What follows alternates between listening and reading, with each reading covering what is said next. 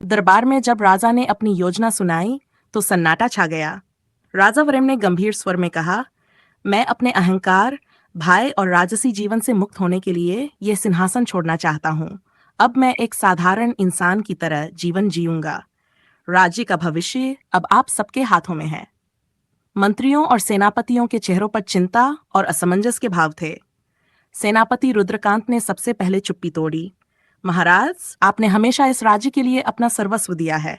हम आपको इस तरह जाने नहीं देंगे। अगर आप राज्य छोड़ देंगे तो हस्तिनागढ़ बिखर जाएगा। राजा ने शांत स्वर में उत्तर दिया, रुद्रकांत, यह राज्य मेरी शक्ति या उपस्थिति पर निर्भर नहीं है। मैंने इसकी नींव सच्चाई और धर्म पर रखी है। अगर यह सही सिद्धांतों पर चलेगा तो इसे कोई नहीं हिला सकता। मेरा यहाँ रहना या न रहना कोई मायने नहीं रखता। लेकिन तभी दरबार के एक कोने से प्रधानमंत्री सोमेश्वर खड़ा हुआ। उसकी आंखों में कुछ अलग चमक थी। वह बोला, महाराज, क्या यह सच है कि आप गुफा में गए थे और वहां एक छाया पुरुष से मिले थे? राजा चौंक गए। ये बात केवल साधु और उनके बीच थी। उन्होंने धीरे से पूछा, तुम ये कैसे जानते हो सोमेश्वर? सोमेश्वर हंसा और बोला, क्योंकि वह छाया पुरुष मैं ही था। यह सुनते ही पूरा दरबार स्तब्ध हो गया। राजा ने अविश्वास से कहा, यह असंभव है। तुम वह कैसे हो सकते हो? सोमेश्वर ने एक लंबी सांस ली और कहा, महाराज, मैं सिर्फ एक मंत्री नहीं हूं। मैं यहां एक उद्देश्य से आया था। मेरा काम था आपको उस राह पर ले जाना जो आपको सच्चे राजा बनने के काबिल बनाए। वह गुफा और उसमें जो कुछ भी आपने देखा सब एक परख थी। राजा की आंखें क्रोध से लाल हो गई। उन्होंने कहा, तो तुमने मेरे डर का फायदा उठाया? तुमने मेरे दिल में संदेह और दर्द पैदा किया? सोमेश्वर ने सिर झुकाकर उत्तर दिया, नहीं महाराज, मैंने आपको वह दिखाया जो आप खुद से छिपा रहे थे। आपने जो देखा वह आपकी अपनी आत्मा का प्रतिबिंब था। राजा चुप हो गए। उनके भीतर एक अजीब सी हलचल थी। तभी रुद्रकांत ने हस्तक्षेप किया, लेकिन महाराज, अगर यह सब परख थी तो अब आप क्या करेंगे? क्या आप अपना सिंहासन छोड़ देंगे? राजा ने गहरी सांस ली और कहा, नहीं, मैं अब कुछ समय और रुकूंगा। लेकिन यह राज्य अब मेरे लिए नहीं, बल्कि जनता के लिए होगा। मैं अपने अहंकार को पूरी तरह मिटाकर हर फैसले में अपने लोगों की भलाई देखूंगा।